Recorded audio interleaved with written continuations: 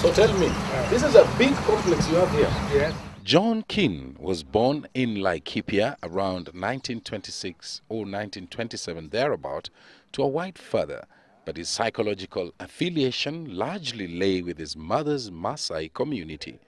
As a young boy, he did not have a liking for colonialists despite having a white father. I was a defiant and rebellious boy right from the beginning.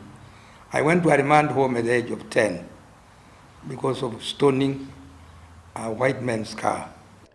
After school, Keane joined the military working in the engineering section. He took up correspondence studies with the British Tutorial Institution and was later to join politics.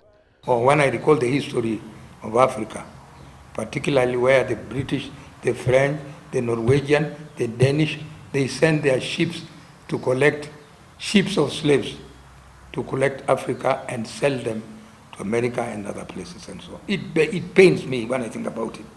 And that's why I developed an interest in politics. During the Lancaster Constitutional Conference, John Keane, just like Ghana's Kwame Nkrumah, an influential 20th century advocate of Pan-Africanism, argued that socialism was the system best suited for Kenya. I say the map of Africa should be differently colored because the map of Africa showed red representing colonial British, green representing French colonies, yellow representing Belgium. Belgium was the property of one man, King Leopold II. Purple representing Portuguese colonies. So I say the map of Africa should be changed to represent black. Keane, like his friend of many years, former Nyaribari Member of Parliament Simeon Nyachae, says he is done and dusted in politics and would only offer advisory roles if called upon.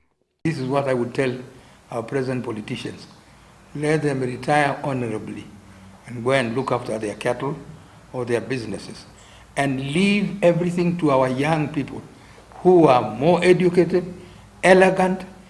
Keane is happily married to 3 wives, but seems to be having quite a bit of a problem with his mathematics, especially when it has to do with his children.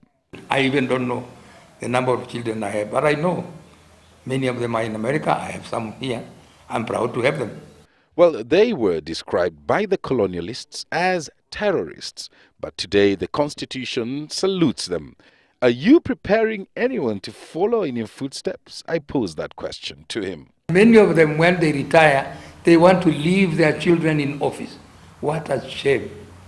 Well, today he spends a lot of his time rearing his cattle in Namanga. The once fiery politician says that the youth should develop a list of who fits the definition of a Kenyan hero or heroine.